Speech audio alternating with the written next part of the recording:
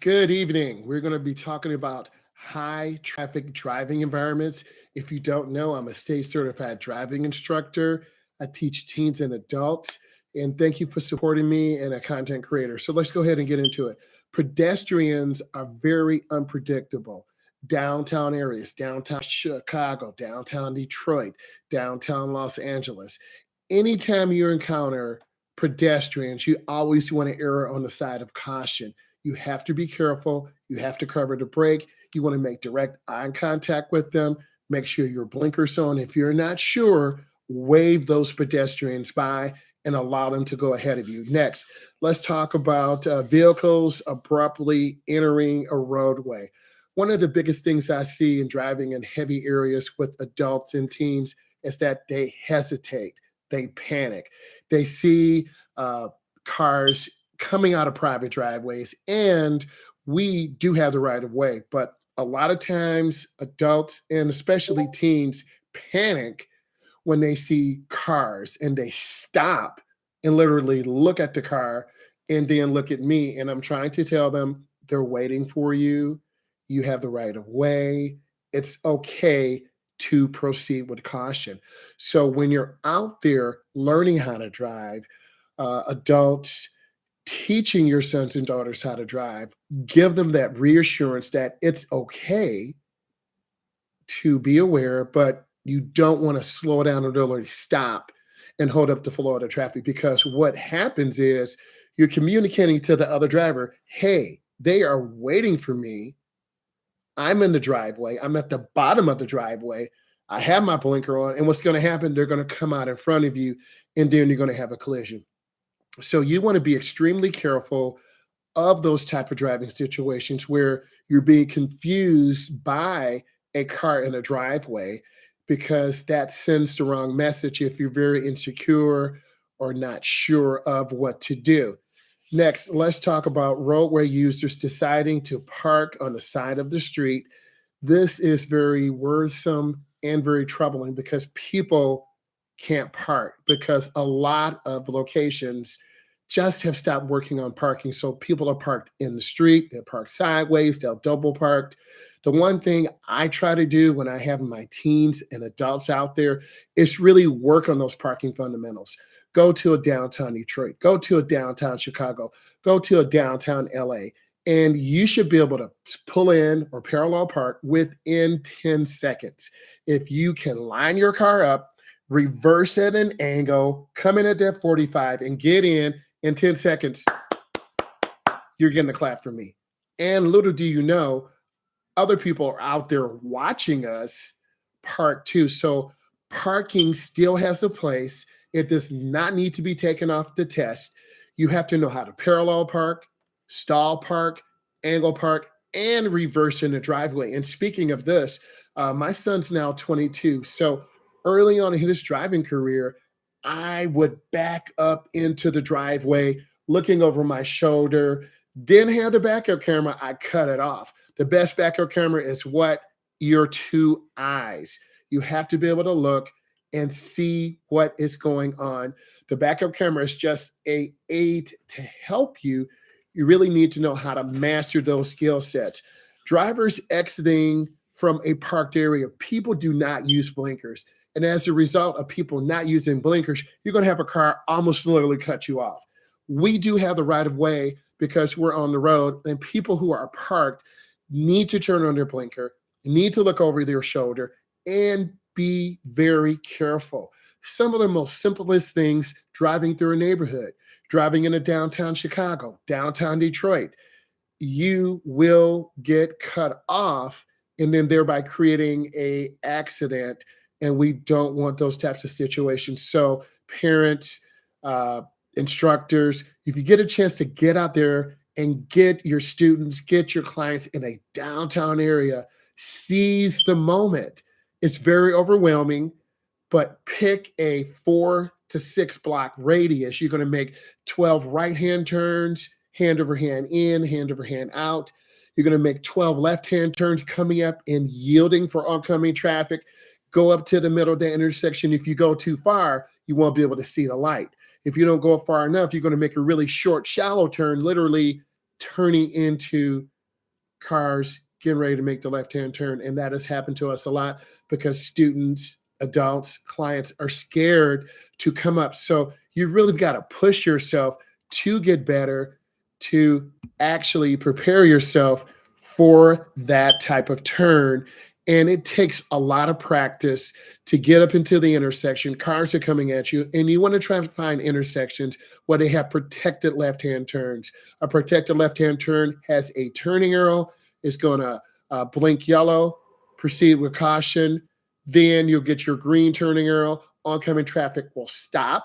Then watch, you will make that turn hand over hand into the nearest lane by the double yellow. A lot of adults and a lot of teens turn in the wrong lane. And if you turn in the wrong lane, you're going to hit a car head on. Thereby, we have a collision. We have to make a police report. Everyone's unhappy.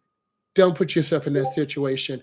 Practice those type of turns consistently. So downtown areas will give you that. Unprotected changes in traffic signals. This is kind of weird. At fire stations, they have timers because when the trucks come out to the bottom of the driveway, those lights change really fast. Taking a client to the main office, we were driving less than 60 feet away. The light went from green to red. And we were like, whoa, what just happened? And then as we slowed down and stopped, the light went from red to green instantly. So you really have to be aware. Occasionally, those types of signals do make unpredicted changes. You need to know the area that you're driving in so you can be consistently safe. You want to get consistent right turns where you're turning hand over hand into the turn and accelerating out. A lot of beginning drivers do not push the gas. They kind of coast. Thereby, if we are behind them and we have the slow car, we almost literally run into them. So we want to make sure we're accelerating out of the turn.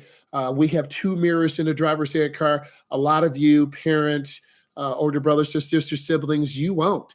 And you've got to tell your younger sibling, okay, make that turn, accelerate, turn into the nearest lane. Because if you turn out of your lane and you hit someone, you will be at fault because it's an improper lane change or you turn into the wrong lane. So you have to stay consistent. If you're making a right-hand turn, you turn in the nearest lane, you're turning hand over hand in, you turn out hand over hand and accelerate out of the turn, keep that car moving. If you're making a left-hand turn, you're right by that double yellow, you're turning hand over hand into the turn and hand over hand out. I know I'm going to get some hate, and that's fine. I'm strong enough.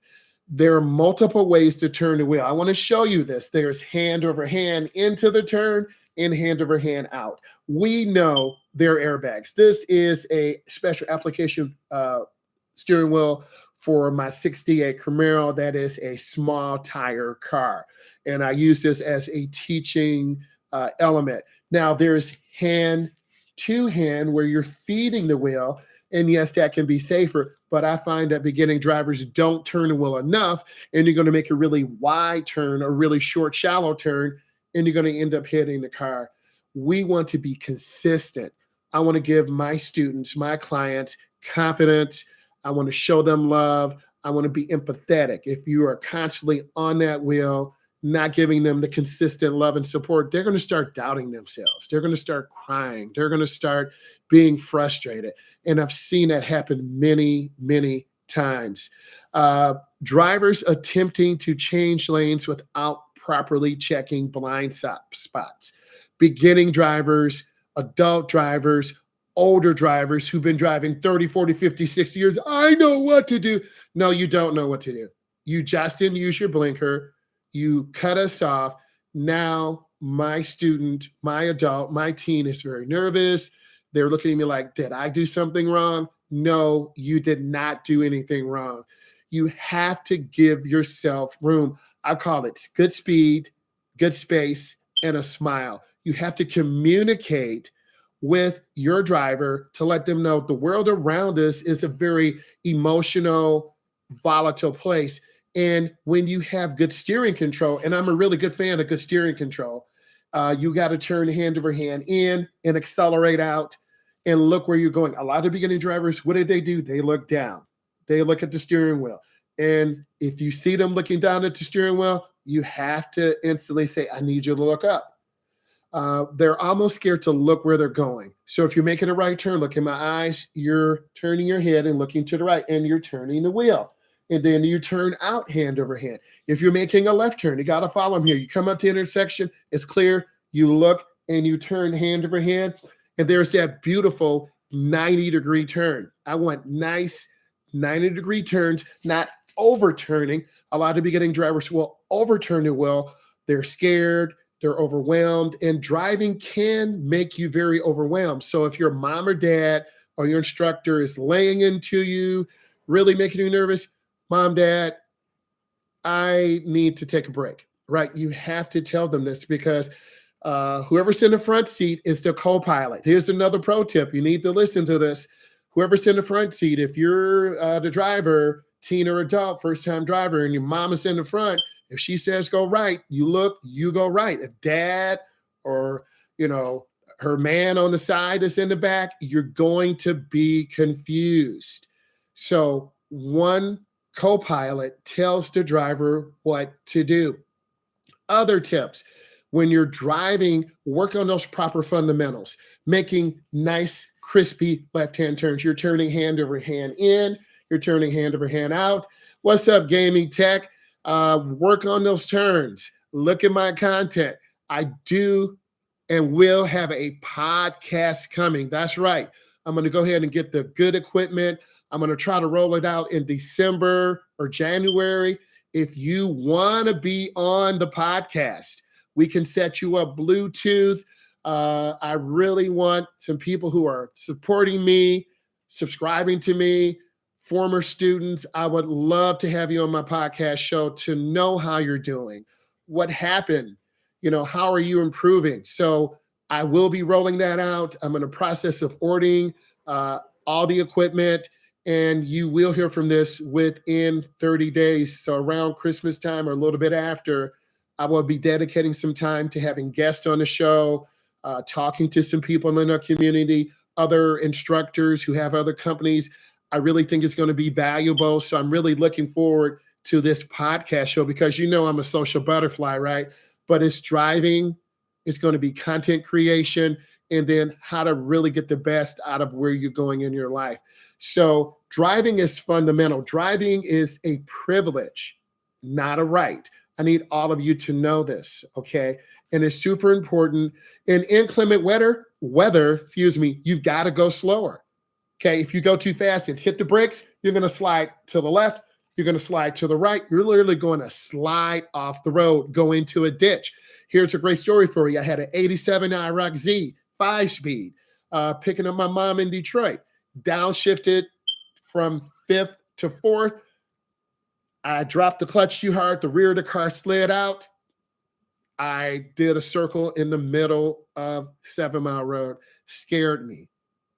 Really, really scared me. So we'll have some content on that, but you really have to assume it's black ice. Black ice is ice you can't see. And the snow a few weeks ago in Buffalo, New York, that was crazy. So you have to prepare for conditions like that. Also, another thing I would suggest to all of you, have a tow rope, have some extra winter clothes, have an energy bar, have some jumper cables, have a battery boost pack, because if your car breaks down, I'm not saying people will stop for you, but people may not stop for you. I do not do the road test. I do road test prep. Individuals have paid me to do testing prep for the road test, parallel parking, angle parking, stall parking. I do have resources to prepare you for the test. I successfully have taught clients to prepare for the test. So just DM me, send me a message. I'll reach out to you. We could do a Google Meets. I have a Google number. Anything I can do to help you prepare, I will, because I'm very passionate about learning. So you want to be able to reverse in, reverse out the other way. Practice those 3-point turnarounds in a driveway where you pull in, You look over your shoulder, you turn your wheels to the left, the rear goes to the left, front swings out to the right. You got to be able to master pulling in driveways, reversing out. You got to be able to master backing in driveways, reversing back the other way. All of these maneuvers will help you. Low speed maneuvers are extremely important. So, ladies and gentlemen, I want to say thank you. Remember, the podcast is coming up in December. I want some of you on as guests. I'll be letting you know, sending out links. I want to say thank you. Bye.